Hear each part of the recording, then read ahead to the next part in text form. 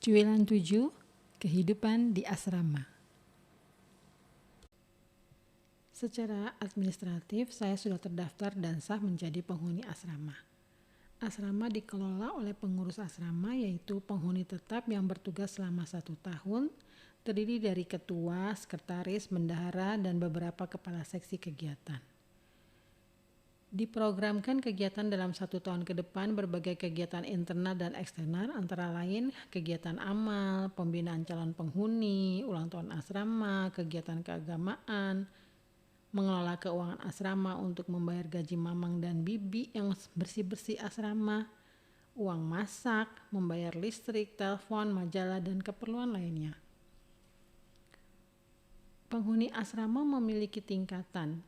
Ada penghuni tamu, maksimal tinggal di asrama selama 1 bulan. Status bisa bukan mahasiswi, tetapi keluarga penghuni asrama yang butuh tempat tinggal sementara.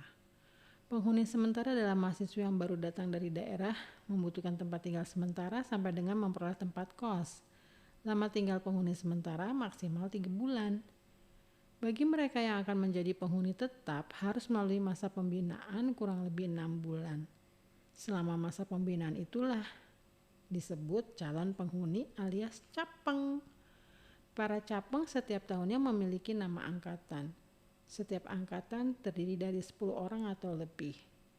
Selama masa pembinaan kami harus memahami ketentuan tinggal di asrama, penata laksanaan pekerjaan mamang bibi, pengelolaan gedung asrama, menjalin kekeluargaan dengan penghuni senior, mempelajari keterampilan perempuan antara lain menyulam, membuat spray, taplak meja, dan sebagainya. Banyak manfaat yang kami peroleh, tapi tantangannya adalah kami harus bisa membagi waktu untuk kuliah, mengerjakan tugas kampus, menghadapi ujian di kampus, dengan melaksanakan tugas-tugas selama pembinaan yang tidak jarang kami harus bangun malam. Menjadi kesulitan tersendiri untuk saya karena saya juga harus berbagi waktu untuk kerja part-time sebagai penyiar radio.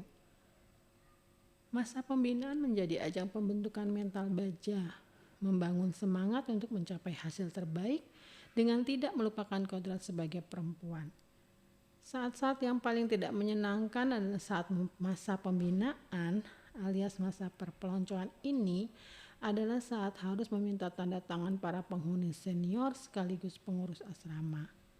Banyak syarat aneh yang diajukan untuk mengenal lebih dekat para penghuni senior, yaitu dengan bukti memperoleh tanda tangan penghuni senior dimaksud, antara lain harus bertamu ke kamarnya di malam Jumat tengah malam, ngobrol ngalor ngidul, baru dapat tanda tangan, tidak termasuk nama.